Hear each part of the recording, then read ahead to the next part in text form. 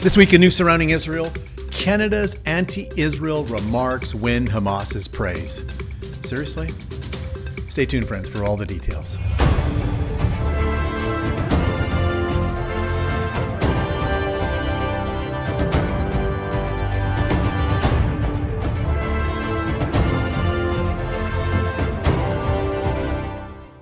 Well, shalom, everyone. Welcome once again to this week's newscast. I'm Robert Gottslig, your host. And just last week, leaders of the UK, France, and Canada issued a joint statement condemning Israel for the situation in Gaza.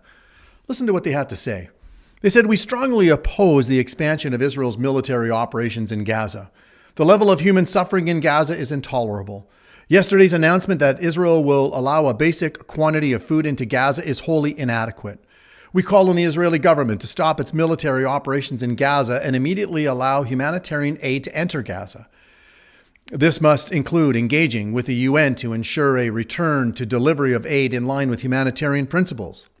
We call on Hamas to release immediately the remaining hostages they have so cruelly held since 7th of October 2023.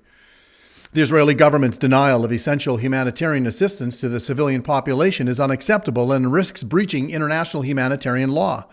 We condemn the abhorrent language used recently by members of the Israeli government, threatening that in their despair at the destruction of Gaza, civilians will start to relocate. Permanent forced displacement is a breach of international humanitarian law. Israel suffered a heinous attack on October 7th.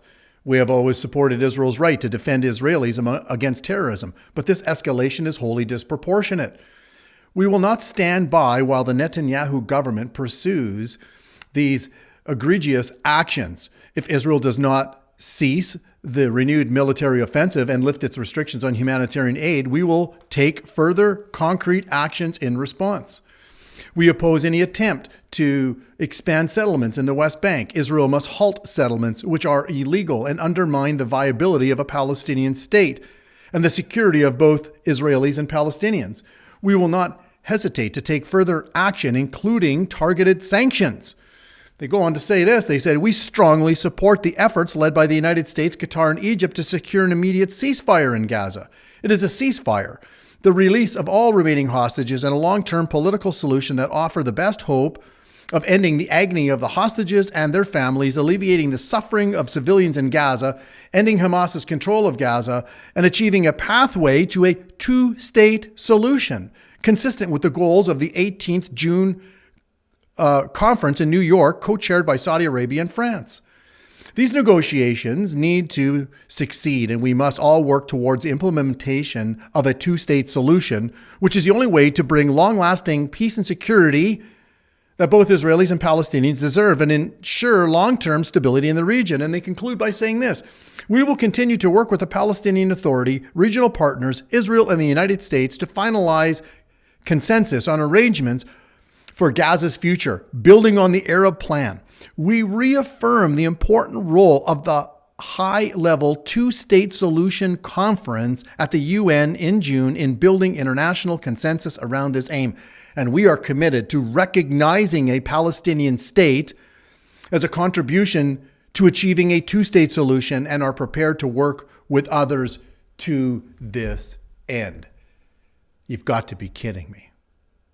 Why are they condemning Israel for the suffering in Gaza? And why are they blaming Israel for the denial of humanitarian aid to the civilian population? And why on earth are they rewarding the evil Hamas committed with a push of a two-state solution? Friends, let me be very clear. The suffering in Gaza lies solely with Hamas and the majority of the Palestinians who supported them. And for the humanitarian aid, why not blame Hamas, who steals it from the Gazans who need it? And furthermore, when it comes to the food, listen to what Hamjad Taha, a Middle Eastern political affairs analyst, had to say about this on X. He said this. He said, "Since October 7th, 2023, Gaza has received more than 300,000 metric tons of humanitarian aid, delivered through over 22,000 trucks to a population of just 2.1 million people. That translates to roughly 143 kilograms of aid per person in just a few months. Assuming an average of 3,500 calories per kilogram of food, which is standard for calorie-dense emergency rations. This aid contains more than 1.05 trillion calories in total, with Gaza's population requiring approximately 4.2 billion calories per day based on a 2,000 calorie daily diet per person. This aid alone could fully feed the entire population for over 250 consecutive days with 3 full meals a day and room for dessert. Put it differently, if the intake increased to 4 heavy meals per day, which far exceeds any humanitarian minimum, the people of Gaza would still be covered for roughly 190 days. So don't blame Israel. They didn't start this war. They're not preventing the humanitarian aid from entering. Hamas is stealing it. Israel is doing all that it can. Again, Israel didn't start this war. Hamas did. And they started in the most evil, demonic, gruesome way. All the while, they blew billions in international aid to create an underground terrorist tunnel network, all designed not to help their own people, no, but for the sole purpose in trying to destroy Israel while they use their own people and continue to do so as human shields.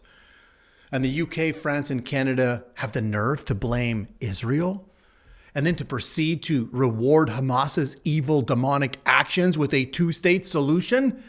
Gaza was the test for a two-state solution. How did that all work out? It didn't work out. Bottom line, you can't make peace with people who wish you dead. So shame on you, Prime Minister Carney, for your joint statement with the UK and France. This will not bring blessing to Canada, but rather it will bring curses upon our country, as the God of this universe has promised in Genesis 12, verse 3. You want to put an end to this war? Tell Hamas to release the remaining hostages and surrender and lay down their weapons. Look, Hamas was praising this joint statement. Wrap your head around that for a few moments. Yes, they were praising it. The National Post, reporting on this only a few days ago, said this. They said the Canadians don't believe in terrorism. They believe in peace and democracy. That's why this week's news should alarm every Canadian. Hamas, a designated terrorist organization responsible for the brutal murders and rapes of over 1,200 innocent people on October 7th, including the deaths of 8 Canadians, publicly praised a joint statement issued by the UK, France, and Canada. The statement demanded that Israel cease its military operations or face concrete actions. And this isn't the first time. This marks the second instance where Hamas has openly praised Canada's stance. When a terrorist organization applauds your foreign policy not once but twice, that should trigger a serious moral reckoning. Even more troubling after it was revealed that several UNRWA staff were complicit in the October 7th massacre, Canada didn't cut back funding to the agency. The government increased it. What does that say about our moral compass? Are we so determined to appear neutral that we're willing to reward those tied to terror? They concluded by saying, this is not a matter of foreign policy nuance. This is a question of moral clarity. Hamas, an organization committed to Israel's destruction, welcomed the joint Western statement, describing it as an important step in the right direction. Why? Because it lets them off the hook. Why release the hostages or stop fighting if even the West is behind us? Again, shame on Canada, and shame on Canada's Liberal Party for their anti-Israel rhetoric. Because all that is going to do, friends, is pour more fuel on the fire of an already spiraling out of control anti-Semitic problem that we have here in our country.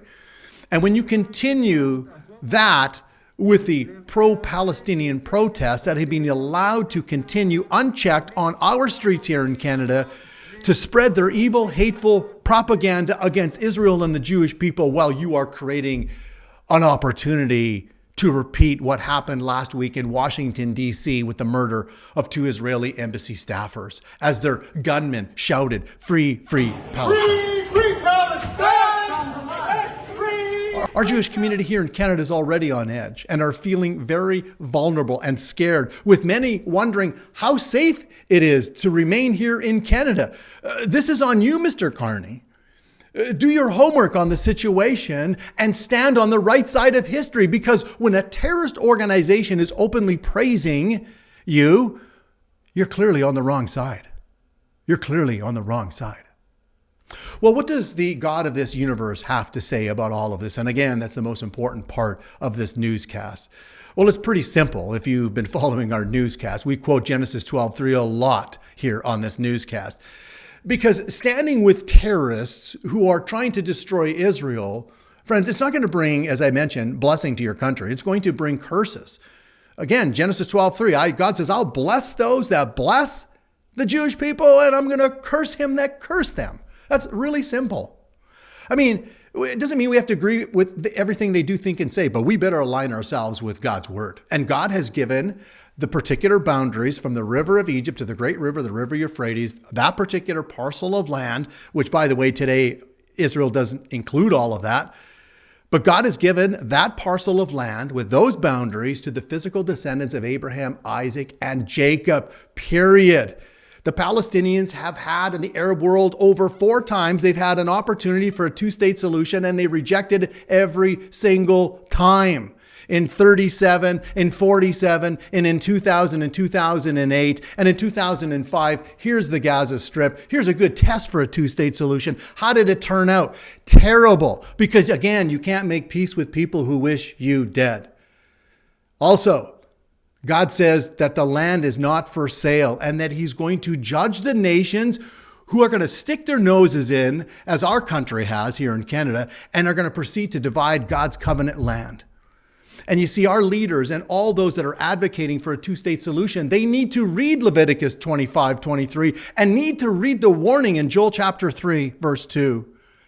And they need to fear the God of Israel, the only God in this universe. They need to fear the God of Israel that I read about here in the Hebrew scriptures in my Bible.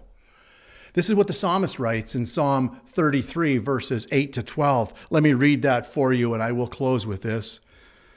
Let all the earth fear the Lord. That is to fear the God of Israel. Let all the inhabitants of the world stand in awe of him. For he spoke and it was done. He commanded and it stood fast.